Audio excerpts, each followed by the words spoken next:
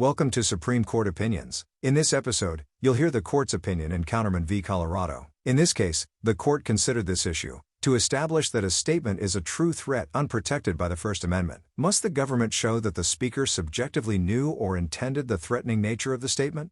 The case was decided on June 27, 2023. The Supreme Court held that to establish that a statement is a true threat unprotected by the First Amendment, the government must prove that the defendant had some subjective understanding of the statement's threatening nature, based on a showing no more demanding than recklessness. Justice Elena Kagan authored the majority opinion of the court.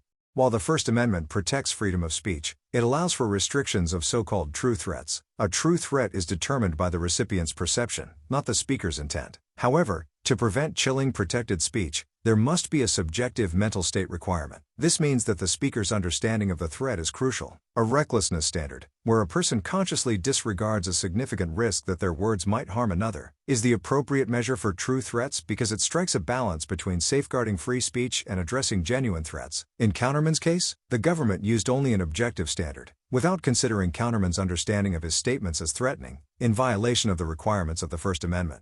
Justice Sonia Sotomayor authored an opinion concurring in part and concurring in the judgment, in which Justice Neil Gorsuch joined in part. Justice Sotomayor would not reach the question whether recklessness is sufficient for true threats prosecutions generally. Justice Clarence Thomas authored a dissenting opinion criticizing the majority for relying on New York Times Company v. Sullivan instead of applying the First Amendment as it was understood at the time of the founding.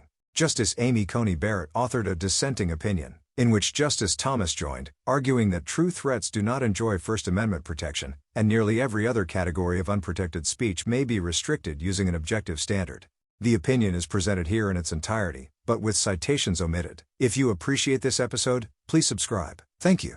Justice Kagan delivered the opinion of the court. True, threats of violence are outside the bounds of First Amendment protection and punishable as crimes. Today we consider a criminal conviction for communications falling within that historically unprotected category. The question presented is whether the First Amendment still requires proof that the defendant had some subjective understanding of the threatening nature of his statements. We hold that it does, but that a mental state of recklessness is sufficient. The state must show that the defendant consciously disregarded a substantial risk that his communications would be viewed as threatening violence. The state need not prove any more demanding form of subjective intent to threaten another. From 2014 to 2016, petitioner Billy Counterman sent hundreds of Facebook messages to C.W., a local singer and musician. The two had never met, and C.W. never responded. In fact, she repeatedly blocked Counterman. But each time he created a new Facebook account and resumed his contacts. Some of his messages were utterly prosaic. "Good morning, sweetheart. I'm going to the store. Would you like anything?" Except that they were coming from a total stranger. Others suggested that Counterman might be surveilling C.W.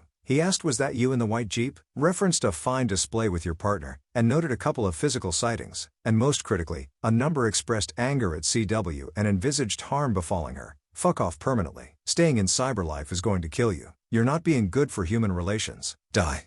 The messages put C.W. in fear and upended her daily existence. She believed that Counterman was threatening her life, was very fearful that he was following her, and was afraid she would get hurt. As a result, she had a lot of trouble sleeping and suffered from severe anxiety. She stopped walking alone, declined social engagements, and canceled some of her performances, though doing so caused her financial strain. Eventually, C.W. decided that she had to contact the authorities. Colorado charged Counterman under a statute making it unlawful to repeatedly make any form of communication with another person in a manner that would cause a reasonable person to suffer serious emotional distress, and does cause that person to suffer serious emotional distress. The only evidence the state proposed to introduce at trial were his Facebook messages. Counterman moved to dismiss the charge on First Amendment grounds, arguing that his messages were not true threats and therefore could not form the basis of a criminal prosecution. In line with Colorado law, the trial court assessed the true threat issue using an objective, reasonable person standard. Under that standard, the state had to show that a reasonable person would have viewed the Facebook messages as threatening. By contrast, the state had no need to prove that Counterman had any kind of subjective intent to threaten C.W.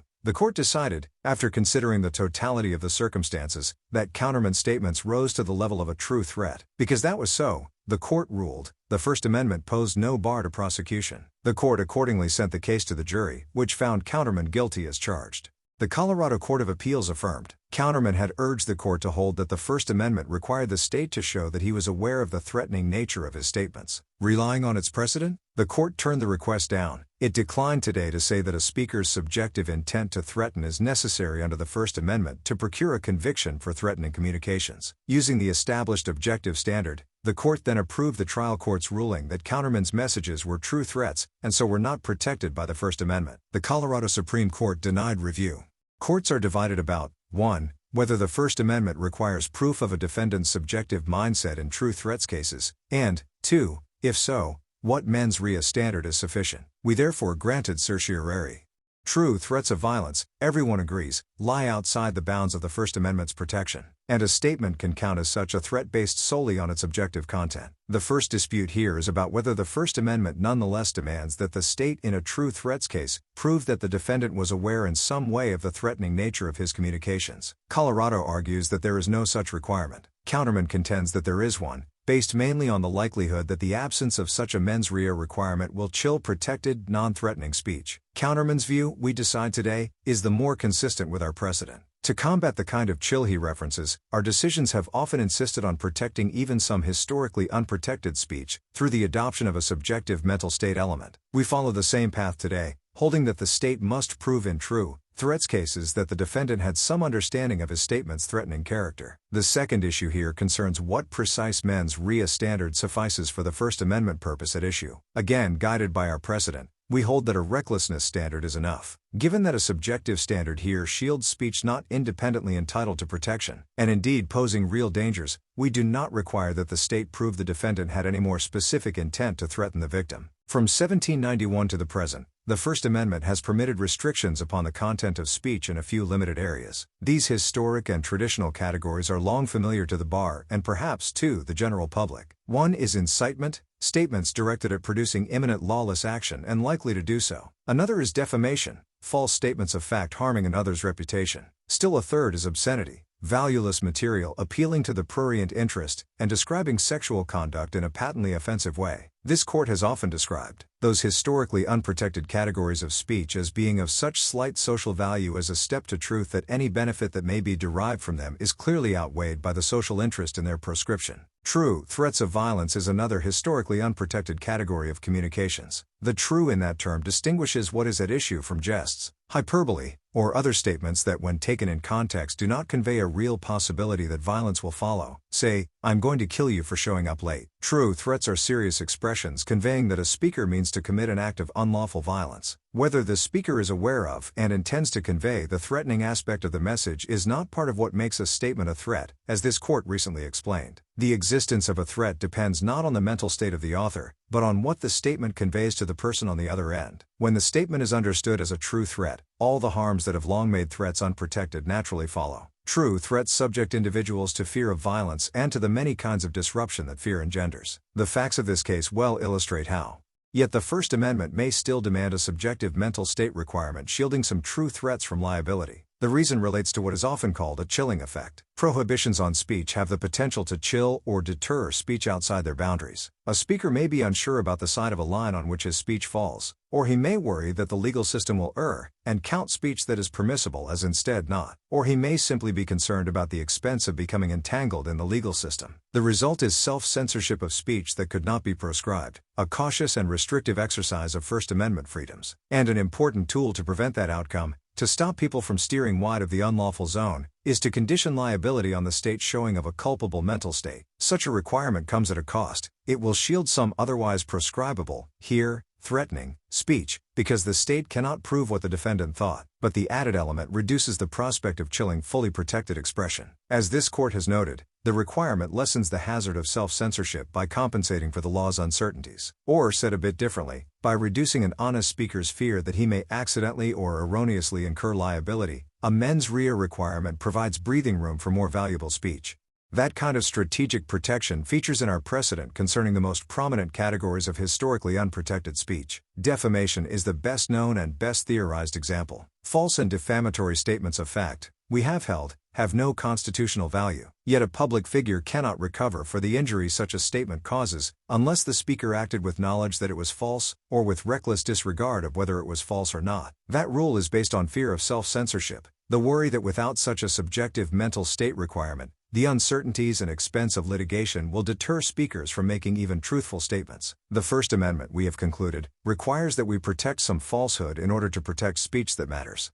The same idea arises in the law respecting obscenity and incitement to unlawful conduct. Like threats, incitement inheres in particular words used in particular contexts. Its harm can arise even when a clueless speaker fails to grasp his expression's nature and consequence. But still, the First Amendment precludes punishment, whether civil or criminal, unless the speaker's words were intended, not just likely, to produce imminent disorder. That rule helps prevent a law from deterring mere advocacy of illegal acts, a kind of speech falling within the First Amendment's core. And for a similar reason, the First Amendment demands proof of a defendant's mindset to make out an obscenity case. Obscenity is obscenity, whatever the purveyor's mental state. But we have repeatedly recognized that punishment depends on a vital element of scienter, often described as the defendant's awareness of the character and nature of the materials he distributed. The rationale should by now be familiar. Yes, obscene speech and writings are not protected, but punishing their distribution without regard to scienter would have the collateral effect of inhibiting protected expression. Given the ambiguities inherent in the definition of obscenity,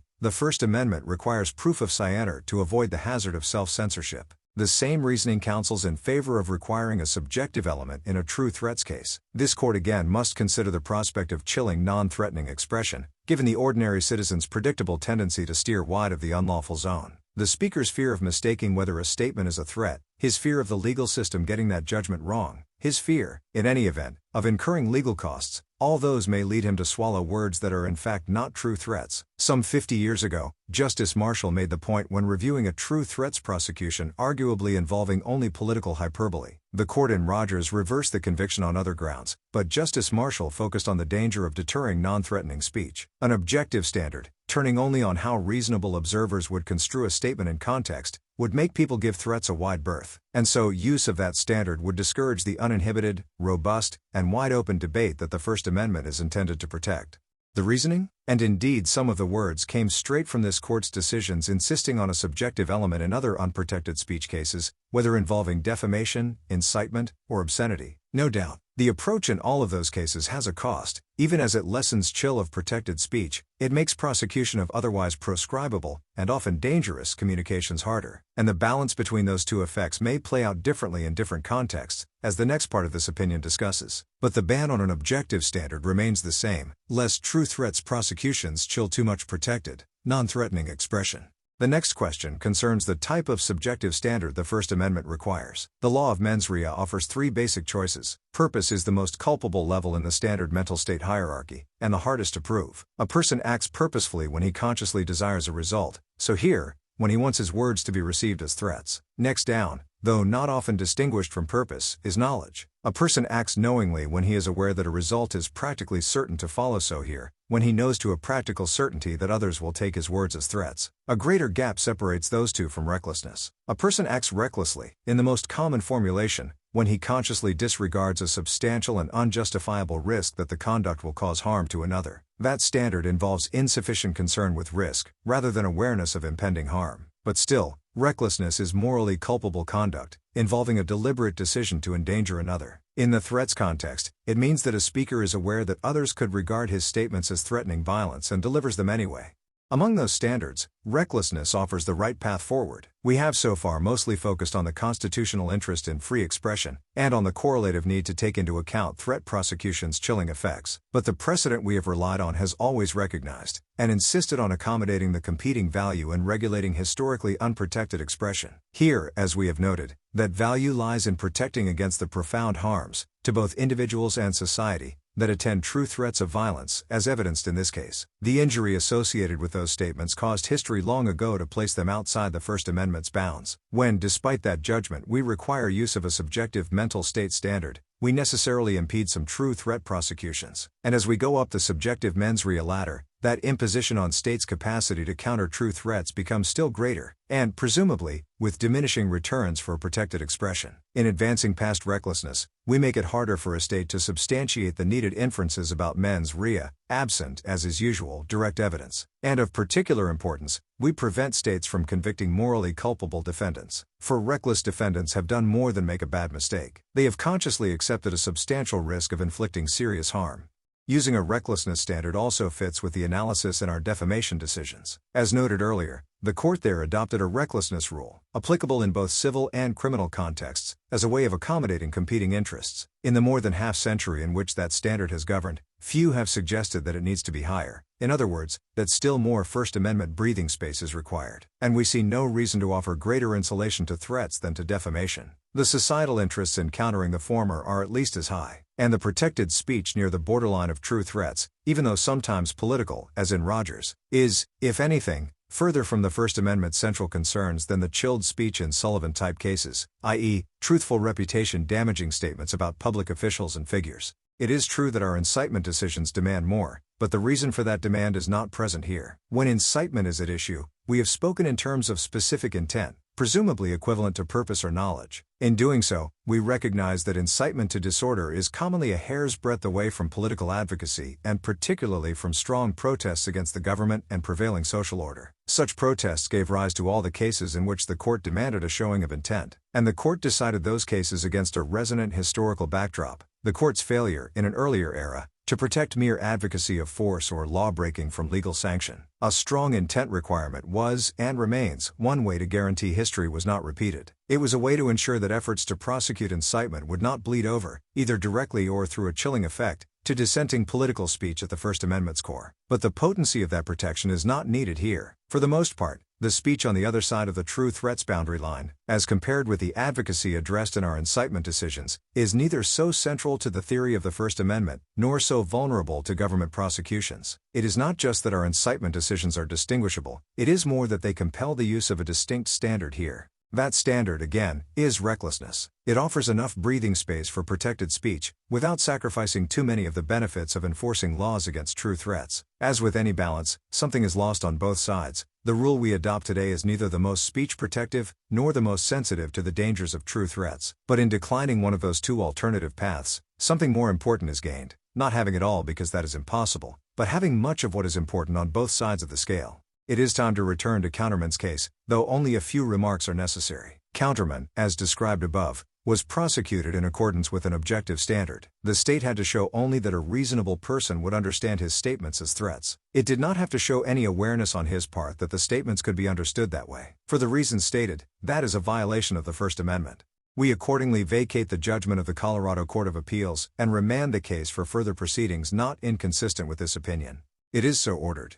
Justice Sotomayor, with whom Justice Gorsuch joins as to Parts 1, 2, 3A, and 3B, concurring in part and concurring in the judgment. When the government seeks to punish speech based on its content, the First Amendment typically imposes stringent requirements. This ensures that the government, even when pursuing compelling objectives, does not unduly burden our nation's commitment to free expression. From 1791 to the present, however, the First Amendment has permitted restrictions upon the content of speech in a few limited areas. These categories must be well-defined and narrowly limited in light of the serious consequences that flow from carving out speech from ordinary First Amendment protections. True, threats are one such category, and there is a tradition of criminalizing threats stretching back centuries. This includes punishing single utterances based on the message conveyed. One paradigmatic example of this would be writing and mailing a letter threatening to assassinate the president. Such laws are plainly important. There is no long-standing tradition, however, of punishing speech merely because it is unintentionally threatening. Instead, this court's precedent, along with historical statutes and cases, reflect a common-sense understanding that threatening someone is an intentional act. As to what intent is needed, traditionally, one intends certain consequences when he desires that his acts cause those consequences, or knows that those consequences are substantially certain to result from his acts. This does not require showing that an individual intends to carry through with a threat, but it does require showing that an individual desires to threaten, or is substantially certain that her statements will be understood as threatening. Today, unfortunately, the court unnecessarily departs from this traditional understanding. That is not to say that I disagree with the court on everything. Far from it. I join the court's conclusion that some subjective mens rea is required in true threats cases. I also agree that in this particular case, where petitioner was prosecuted for stalking that involved threatening statements, a mens rea of recklessness is amply sufficient. Where I part ways with the court is that I would not reach the distinct and more complex question whether a mens rea of recklessness is sufficient for true threats prosecutions generally. Further, requiring nothing more than a mens rea of recklessness is inconsistent with precedent, history, and the commitment to even harmful speech that the First Amendment enshrines. I therefore respectfully concur only in part and in the judgment. As an initial matter, I do not believe that this court should reach the question whether recklessness is sufficient for true threats prosecutions. A key conceptual distinction is helpful for explaining why. On the one hand, there are statements that are objectively threatening. In some cases, such statements can be punished because they fall into the unprotected category of true threats. Yet such statements can also be punished if they fall into another category of unprotected speech, such as speech integral to criminal conduct, or they might warrant less First Amendment protection for other reasons. On the other hand, there is the question of what constitutes the well-defined and long-standing category of unprotected true threats. It is with this latter question that I do not see the need to address whether a mens rea of recklessness is sufficient across the board. First, the courts below did not address whether recklessness was sufficient to prosecute true threats, and neither of the actual parties have advocated a recklessness standard. Colorado disclaimed the idea that recklessness was required, and petitioner asserted, correctly, that recklessness had not been raised under traditional principles of party presentation. The briefing on recklessness consists almost entirely of a few pages of an argument in the alternative at the tail end of an amicus brief filed by the United States. Second, because petitioner was prosecuted for stalking involving threatening speech, this case does not require resort to the true threats exemption to the First Amendment. True threats doctrine covers content-based prosecutions for single utterances of pure speech, which need not even be communicated to the subject of the threat. The First Amendment would normally place strict limits on such prosecutions, so there is typically a need to determine whether the speech in question falls within the traditionally unprotected category of true threats. This is not such a case, however. Petitioner was convicted for stalking causing serious emotional distress for a combination of threatening statements and repeated, unwanted direct contact with CW. This kind of prosecution raises fewer First Amendment concerns for a variety of reasons. Stalking can be carried out through speech but need not be, which requires less First Amendment scrutiny when speech is swept in. The content of the repeated communications can sometimes be irrelevant, such as persistently calling someone and hanging up, or a stream of utterly prosaic communications. Repeatedly forcing intrusive communications directly into the personal life of an unwilling recipient also enjoys less protection. Finally, while there is considerable risk with a single intemperate utterance that a speaker will accidentally or erroneously incur liability, that risk is far reduced with a course of repeated unwanted contact. Take for example, petitioner continuously contacting CW despite her blocking him. Given this, prosecuting threatening statements made as part of a course of stalking does not squarely present the hardest questions about the mens rea required to prosecute isolated utterances based solely on their content. True, threats doctrine came up below only because of the lower court's doubtful assumption that petitioner could be prosecuted only if his actions fell under the true threats exception. I do not think that is accurate, given the lessened First Amendment concerns at issue. In such cases, recklessness is amply sufficient. And I would stop there. There is simply no need to reach out in this stalking case to determine whether anything more than recklessness is needed for punishing true threats generally. Lest there be any doubt, the First Amendment stakes around the definition of true threats are high indeed. The First Amendment's mantle covers speech that is vituperative, abusive, and inexact. It might be tempting to dismiss seemingly low-value speech as unworthy of robust First Amendment protections. Yet most of what we say to one another lacks religious, political, scientific, educational, journalistic, historical, or artistic value, let alone serious value. But it is still sheltered from government regulation. First Amendment vigilance is especially important when speech is disturbing, frightening, or painful, because the undesirability of such speech will place a heavy thumb in favor of silencing it. In response, the court has upheld First Amendment rights in the context of gruesome animal cruelty videos, cross-burning hateful rhetoric in protests of the funerals of fallen soldiers, and computer-generated images of child pornography. The risk of over-criminalizing upsetting or frightening speech has only been increased by the Internet. Our society's discourse occurs more and more in the vast democratic forums of the Internet in general, and social media in particular. Rapid changes in the dynamics of communication and information transmission have led to equally rapid and ever-evolving changes in what society accepts as proper behavior. Different corners of the Internet have considerably different norms around appropriate speech. Online communication can also lack many normal contextual clues, such as who is speaking, tone of voice and expression. Moreover, it is easy for speech made in a one context to inadvertently reach a larger audience.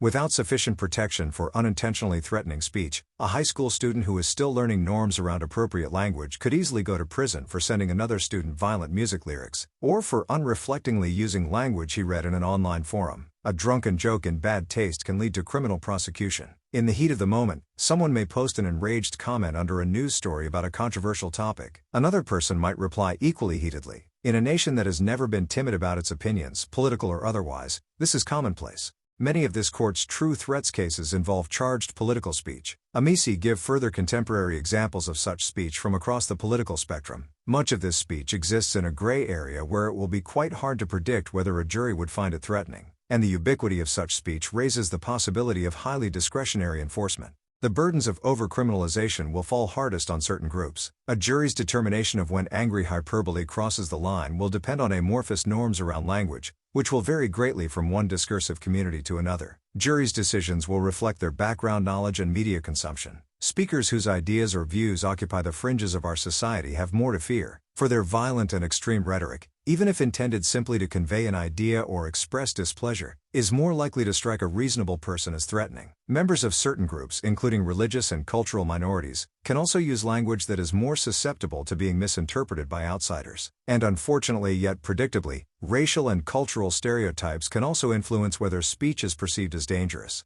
On the other hand, the internet has also made stalking and harassment even easier. Stalking can be devastating and dangerous. Lives can be ruined, and in the most tragic instances, lives are lost. Harassers can hide behind online anonymity while tormenting others. This happens in the context of intimate relationships, and it happens with strangers. Overly constraining our society's ability to respond to stalking would come at a real cost. For the reasons given, however, a mens rea standard for true threats would not hinder stalking prosecutions. Even isolated threatening speech can do real harm. Such speech not only disrupts lives, it can silence the speech of others who become afraid to speak out. A mens rea requirement would not, however, present an uncommon or insurmountable barrier to true threats prosecutions. Nonetheless, under such a standard, there will be some speech that some find threatening that will not and should not land anyone in prison.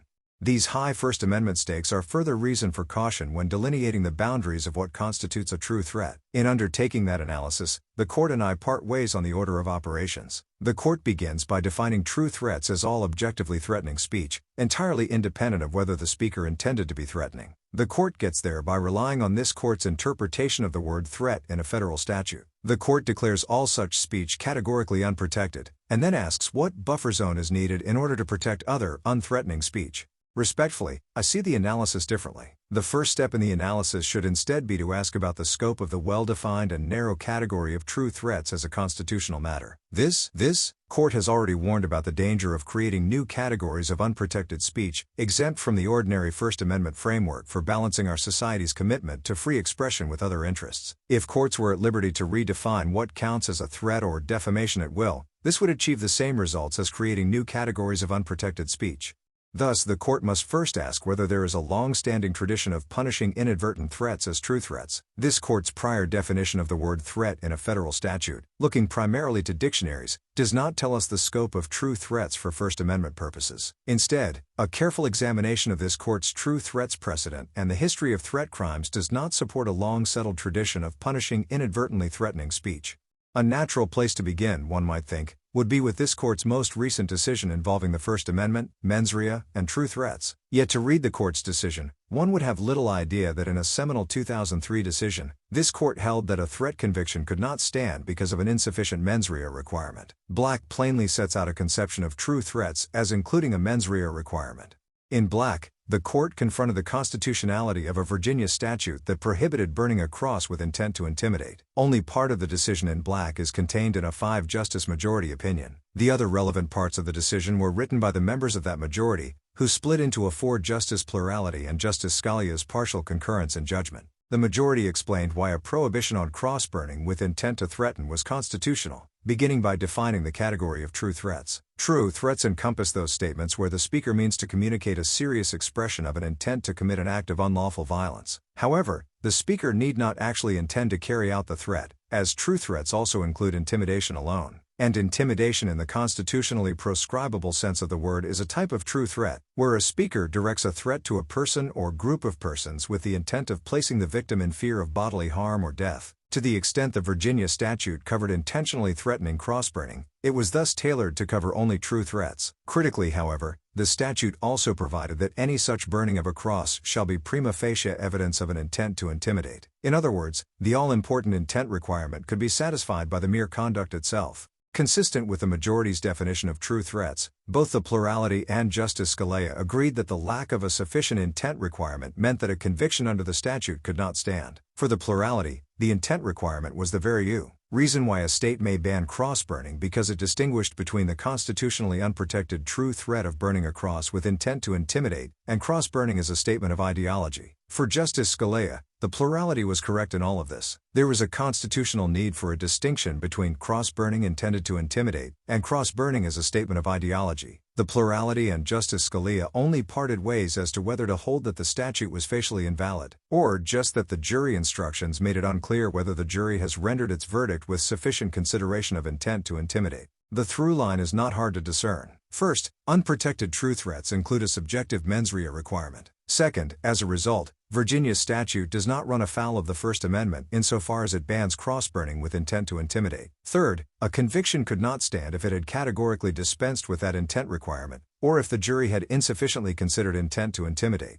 In sum, all 5 justices in the black majority agreed that a true threats prosecution could not stand under the First Amendment without a sufficient subjective mens rea requirement. In defining true threats as statements where the speaker means to communicate a serious expression of an intent to commit an act of unlawful violence, the court in black echoed the traditional understanding of threats. Historically, threat crimes covered the same kind of subjectively threatening speech black invoked. In reviewing this history, it is also vital to keep in mind the nature of the inquiry. Removing speech from normal First Amendment scrutiny is a major shift in the balance of expression and public interest that our Constitution generally strikes. The inquiry is therefore whether there is a long-settled tradition of prohibiting inadvertently threatening speech. None of the other opinions, however, identify a historical case that expressly raised the question of whether a subjective mens rea is required, and held that it is not. That is a remarkable thing when one considers that the sample size consists of decisions from both sides of the Atlantic across centuries.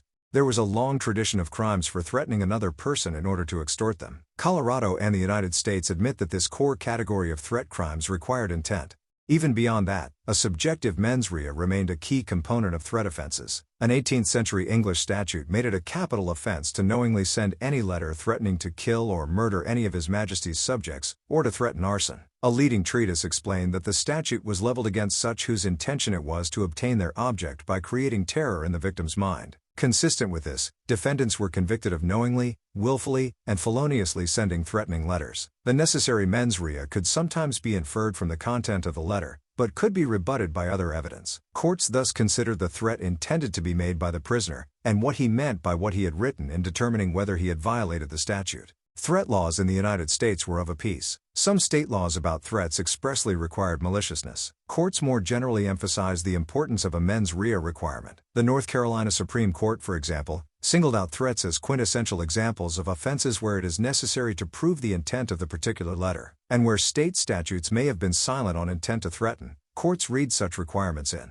Leading treatises also explain the importance of mens rea. Against that backdrop, I return to the inquiry at hand. Whether there is a long-settled or well-established history of prosecuting inadvertently threatening speech, there is no line of cases or pattern of statutes affirmatively stating that an objective standard is sufficient. Put together, Black and the history point to an intent requirement. When Black defined and analyzed true threats in terms of intent, there is no reason to think the court used intent to mean anything less than its traditional definition of purpose or knowledge. Nor would a recklessness standard play the necessary role of distinguishing between cross-burning that is intended to intimidate and non-intimidating cross-burning that cannot be prohibited. Given the violent history of the symbol, it is hard to imagine that any politically motivated cross-burning done within view of the public could be carried out without awareness of some risk that a reasonable spectator would feel threatened. Recklessness, which turned so heavily on an objective person standard, would not have been enough. As to the history, It is true that over time courts have often used a wide variety of terms to describe mental states, yet the element of intent in the criminal law has traditionally been viewed as a bifurcated concept, embracing either the specific requirement of purpose or the more general one of knowledge or awareness, and at the very least, there is no well-settled history showing that it is enough for a defendant to be merely aware of some risk that their statements could be threatening. The history is, instead, replete with the enduring and common-sense pairing of threats and intent. The court, eschewing black in history, instead reaches its result based on the need for a buffer zone drawn by analogy to other categories of unprotected speech. For the reasons above, I do not think we can leap ahead to this question. With that caveat, I agree with the court that precedent in other areas of unprotected speech and concerns about chilling support a subjective mens rea requirement for true threats. Yet these same chilling concerns only further buttress the conclusion that true threats should be limited to intentionally threatening speech. Indeed, in the concurrence by Justice Marshall that the court invokes, he advocated requiring proof that the speaker intended his statement to be taken as a threat, based on concerns about punishing pure speech. In determining the appropriate mens rea, the court analogizes to three categories of traditionally unprotected speech: incitement, obscenity, and defamation. None of these warrants expanding the narrow boundaries of true threats.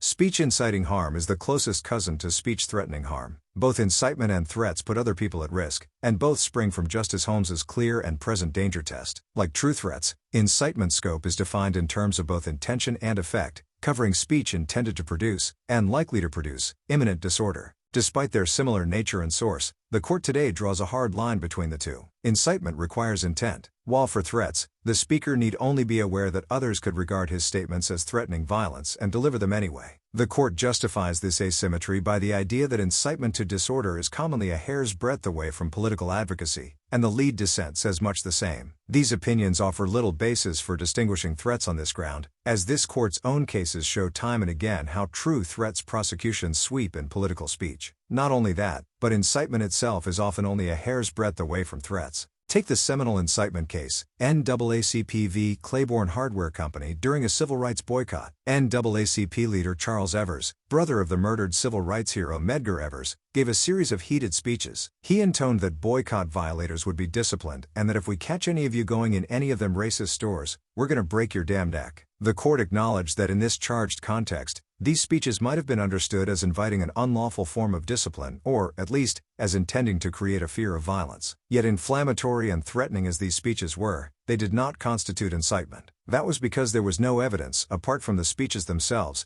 that Evers authorized, ratified, or directly threatened acts of violence. His speeches were thus not directed to inciting or producing imminent lawless action, and he had not specifically intended to further an unlawful goal. Under a recklessness rule, Claiborne would have come out the other way. So long as Evers had some subjective awareness of some risk that a reasonable person could regard his statements as threatening, that would be sufficient. It would be quite troubling indeed to adopt a rule rendering this court's admirable defense of the First Amendment wrongly decided. Nor is Claiborne the only example. The foundational incitement case, Brandenburg v. Ohio, extended First Amendment protections to armed Klan members uttering racial slurs, a warning that there might have to be some revengeance taken, and plans for a 400,000-strong march in 2 cities. Then, as now, there would be at least some risk that a reasonable resident of those cities could feel threatened. These concrete examples illustrate a more general principle. Speech inciting imminent and dangerous unlawful activity will reasonably be threatening to those who would be harmed by that illegality. In all such cases, whether seminal decisions by this court or guilty pleas that barely see the inside of a courtroom, the court's decision effectively downgrades to recklessness the mens rea required for incitement of unlawful force. Prosecutors could now simply charge such offenses as true threats. This is particularly worrisome because the standard for recklessness decreases the lower the social utility of the conduct. That is a troubling standard for juries in a polarized nation to apply in cases involving heated political speech. This collateral damage can be avoided, however, if intent to threaten is understood as part of a true threat, just like intent to incite is part of incitement. While obscenity is a step further afield of true threats and incitement, examination of this court's obscenity case law further supports an intent requirement for prosecutions of true threats. The Constitution requires proof of scienter in part to compensate for the ambiguities inherent in the definition of obscenity. This is in line with this court's more general observation that vagueness of content-based regulation of speech is of special concern when it comes to criminal statutes. Specifically, the court has held that a knowledge mens rea, sufficient for obscenity, it is constitutionally sufficient that the prosecution show that a defendant had knowledge of the contents of the materials he distributed, and that he knew the character and nature of the materials. This ensures that not innocent but calculated purveyance of filth is exercised. While the court today asserts that this court has never determined the precise mens rea for obscenity, the court has cited a knowledge standard approvingly for half a century. Applying that standard to threats, the calculated purveyance of a threat would require that a defendant know the threatening nature of his communication. The considerations that drove this court to approve a higher mens rea for obscenity apply here as well. With obscenity, the ambiguity comes partly from the reliance on contemporary community standards to define what is obscene. Such a standard is notoriously amorphous, and will change a great deal between communities and over time. The same chilling concerns apply to true threats. A recklessness standard based on what a reasonable person could find threatening will depend on ever-shifting community norms around language, and when heated speech crosses the line from overly aggressive to criminal. Finally, the court relies heavily upon this court's framework for defamation. Specifically, the court analogizes to the reckless disregard standard for defamation of public figures or punitive damages for certain claims involving private figures. Yet while civil defamation may be the best known and best theorized example of unprotected speech, the same does not go for criminal prosecution of defamation. It is true that this court in 1964 invalidated a prosecution for criminal libel for failing to apply the Sullivan standard, which covers only those false statements made with a high degree of awareness of their probable falsity. Yet the court expressed strong skepticism of the very concept of criminal prosecutions for libel, and noted the salutary trend of its virtual disappearance. The court approvingly cited the Model Penal Code's recommendation that criminal libel be limited to speech likely to cause a breach of the peace and calculated to do so. This is not a promising theoretical springboard for determining the mens rea required to criminalize other speech. If the court were correct that the Sullivan standard is the appropriate analogy, however, then this standard should guide how to analyze recklessness in true threats prosecutions. The generic formulation of recklessness requires that an individual disregard a relatively unspecified level of risk that the harm in question will occur. Within that potentially broad range, Sullivan provides a more definite and demanding level of risk, reflecting the First Amendment concerns at stake. The court has made clear that the defendant must have made the false publication with a high degree of awareness of probable falsity, or must have entertained serious doubts as to the truth. This makes sense. Allowing liability for awareness of a small chance that a story may be false would undermine the very shield Sullivan erects. For similar reasons, after today's ruling, future courts grappling with how to articulate the appropriate level of recklessness in true threats cases would be well served to consult the Sullivan standard. The equivalent to Sullivan for true threats would require a high degree of awareness that a statement was probably threatening or serious doubts as to the threatening nature of the statement. This could avoid the chilling that would arise from a more amorphous and easily satisfied standard. This court's various frameworks for unprotected speech do not speak with one voice, as perhaps befits the First Amendment. The above survey does not, however, give reason to depart from the traditional understanding of true threats. To the contrary, this case law supports keeping true threats within their traditional bounds. Incitement similarly requires intent. The same chilling concerns that have led this court to approve a knowledge requirement for obscenity are present with true threats, and to the extent the civil defamation context is relevant, at the very least, it points to a precise and demanding form of recklessness. Maintaining true threats doctrine within its traditional boundaries will guard against the over-criminalization of a wide range of political, artistic, and everyday speech based on its content alone. This does not mean that unintentionally threatening communications are exempt from regulation. Far from it. As explained above, there are far fewer First Amendment concerns with stalking laws that punish repeated, targeted, unwanted conduct and accompanying speech. For that reason, recklessness is quite sufficient. As to true threats, intent is neither an unusual nor an insurmountable bar. Courts and juries every day pass upon knowledge, belief and intent having before them no more than evidence of words and conduct, from which, in ordinary human experience, mental condition can be inferred.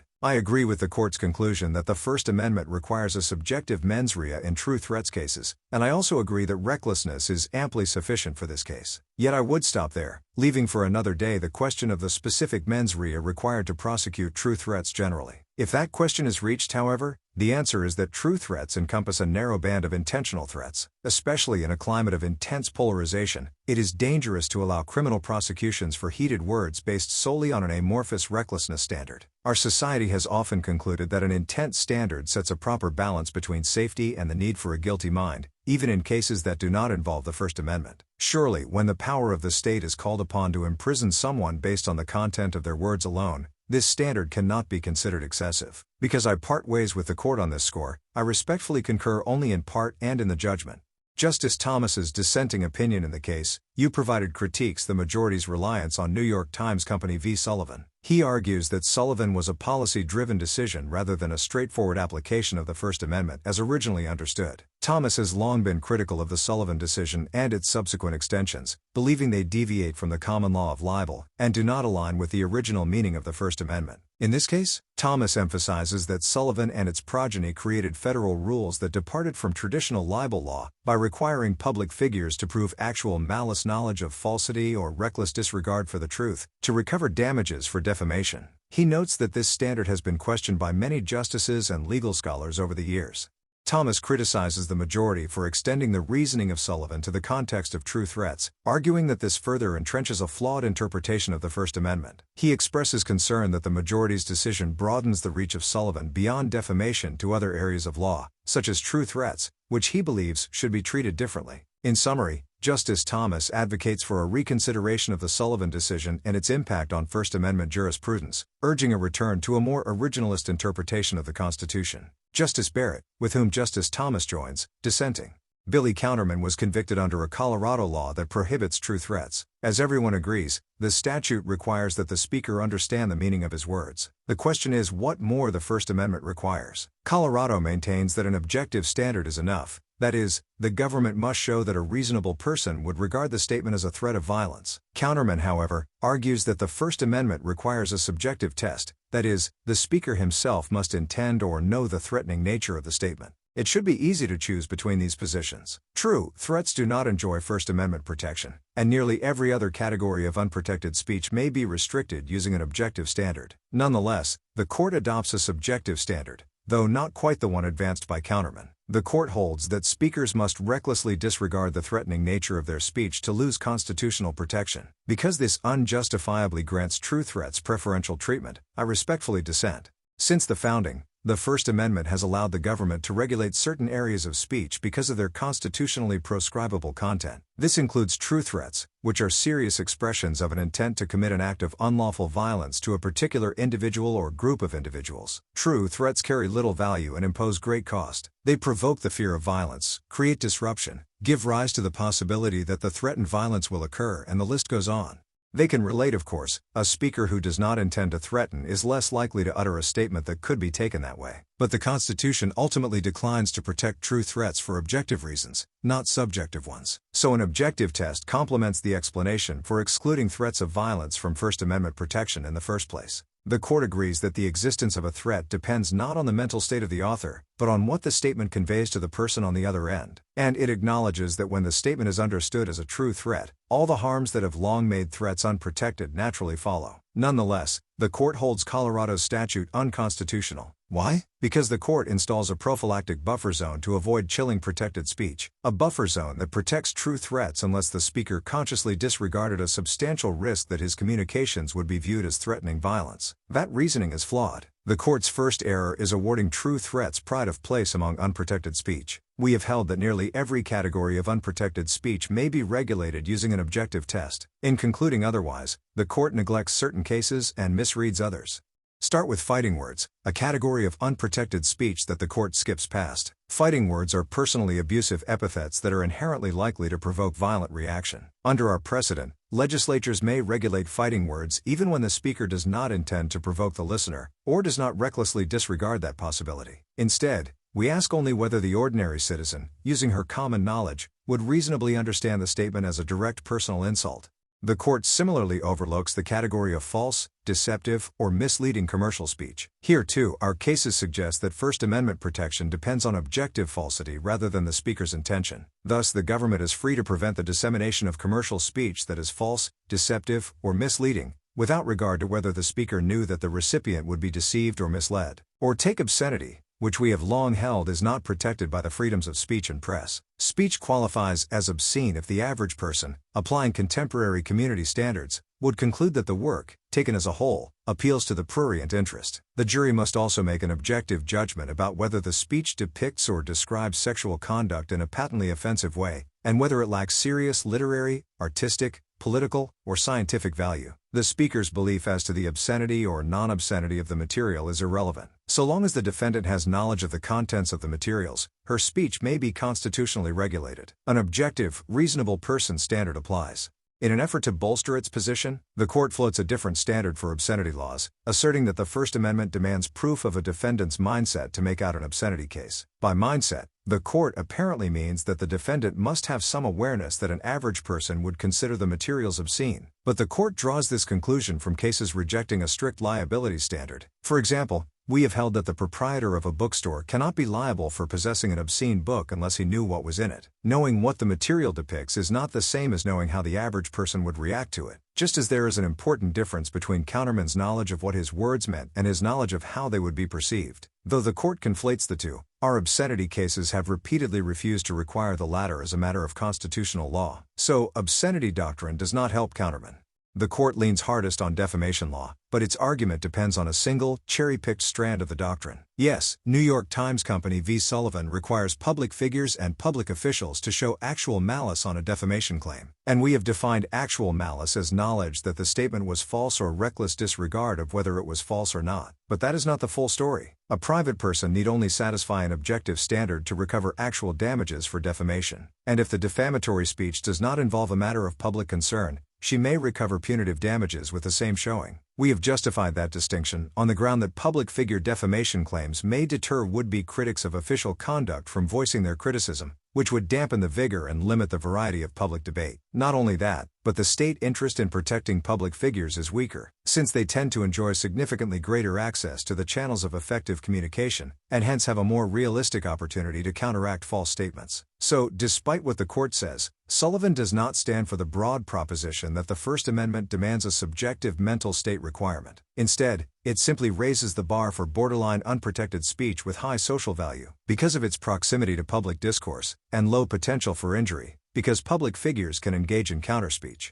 Sullivan's rationale does not justify a heightened mens rea for true threats. Because true threats are not typically proximate to debate on matters of public concern, the court's newly erected buffer zone does not serve the end of protecting heated political commentary, nor can public figures use counterspeech in the public square to protect themselves from serious threats of physical violence. And perversely, private individuals now have less protection from true threats than from defamation, even though they presumably value their lives more than their reputations. The court has therefore extended Sullivan in a way that makes no sense on Sullivan's own terms. I will give the court this much: speakers must specifically intend to incite violence before they lose First Amendment protection. Once more, however, our precedent itself explains the difference. Incitement, as a form of advocacy, often arises in the political arena. A specific intent requirement helps draw the line between incitement and political rhetoric lying at the core of the First Amendment. The court does not contend that targeted threats and political commentary share a similarly close relationship. In sum, our First Amendment precedent does not set a baseline ban on an objective standard. Precedent does more than allow an objective test for true threats. On balance, it affirmatively supports one. The court's analysis also gives short shrift to how an objective test works in practice. Two key features of true threats already guard against the risk of silencing protected speech. Thus, there is no need to go further and adopt the court's heightened standard. First, only a very narrow class of statements satisfies the definition of a true threat. To make a true threat, the speaker must express an intent to commit an act of unlawful violence. Speech that is merely offensive, poorly chosen, or unpopular does not qualify. The statement must also threaten violence to a particular individual or group of individuals, not just in general. These tight guardrails distinguish true threats from public figure defamation, the model for the court's rule. While defamatory statements can cover an infinite number of topics, true threats target one: unlawful violence. Second, the statement must be deemed threatening by a reasonable listener who is familiar with the entire factual context in which the statement occurs. This inquiry captures, among other things, the speaker's tone, the audience, the medium for the communication, and the broader exchange in which the statement occurs. Each consideration helps weed out protected speech from true threats. Our decision in Black illustrates the point. There, the court considered a Virginia law that prohibited cross-burning with the intent of intimidating any person or group of persons. Notably, the statute included a presumption: any such burning of a cross shall be prima facie evidence of an intent to intimidate. After 3 men were convicted under the statute, they challenged it as facially unconstitutional. We upheld the general prohibition on cross-burning, concluding that the First Amendment allows the government to ban a particular type of threat. A plurality then went on to address the statutory presumption. While cross-burning may mean that a person is engaging in constitutionally prescribable intimidation, the plurality reasoned, the act is not monolithic. Cross-burning could be directed at an individual or at a group of like-minded believers. It could be done on a neighbor's lawn or at a public rally. It could be done with the property owner's permission or without it. Thus, the presumption was unconstitutionally overbroad. The black plurality's reasoning can be boiled down to the following insight. When context is ignored, true threats cannot be reliably distinguished from protected speech. The reverse also holds. When context is properly considered, constitutional concerns abate. One more point. Many states have long had statutes like Colorado's on the books. Before we took this case, the vast majority of courts of appeals and state high courts had upheld these statutes as constitutional. So objective tests are effectively the status quo today, yet Counterman still struggles to identify past prosecutions that came close to infringing on protected speech. The silence is telling. So is the silence in the historical record. Since 1791, true threats have been excluded from the speech protected by the First Amendment. If Counterman could show that a subjective requirement has been inherent in the definition of true threat since the founding, he would have a compelling case. But Counterman cannot make that showing. For starters, he produces no evidence directly addressing the meaning of the First Amendment. Nothing from state ratifying conventions, political commentary, or even early debates about efforts to regulate threats in ways that might threaten speech. That is not surprising at the federal level, because the federal government did not prohibit threats until the early 20th century. Some states, however, both regulated threats and guaranteed the right to free speech in their own constitutions. Yet even at the state level, there was apparently no discussion about the implications of these statutes for the constitutional right. That void notwithstanding, the state threat statutes are the evidence on which Counterman seizes. He argues that they imposed a subjective mens rea, demonstrating that the founding generation thought that threats could be punished on no less. But as Justice Thomas has already discussed in detail, this is incorrect. Rather than a subjective mens rea, these statutes used an objective standard resembling Colorado's. Even if they did require a heightened mens rea, though, these statutes would not carry the day for Counterman. The enactment of a statute against the backdrop of a free speech guarantee tends to show that the legislature thought the statute consistent with that guarantee. Thus, if the question were whether such statutes violated the First Amendment, their existence would be evidence to the contrary. But the question here is whether a subjective intent requirement is the constitutional floor. And because the legislature is always free to exceed the floor, the enactment of legislation does not necessarily reflect the legislature's view of the constitutional minimum. At the end of the day, then, the best historical case for Counterman does not add up to much. He is plainly not asking the court to enforce a historically sanctioned rule, but rather to fashion a new one. Even if a subjective test had a historical pedigree, the court's chosen standard of recklessness certainly does not. Where does recklessness come from? It was not raised by the parties. Only the Solicitor General noted this possibility, and briefly at that. Nor did the courts below address recklessness. Indeed, very few courts of the many that have taken up the question have settled on recklessness as the constitutional floor for true threats. Still, the court adopts recklessness as the right path forward. Its rationale is, at best, unclear.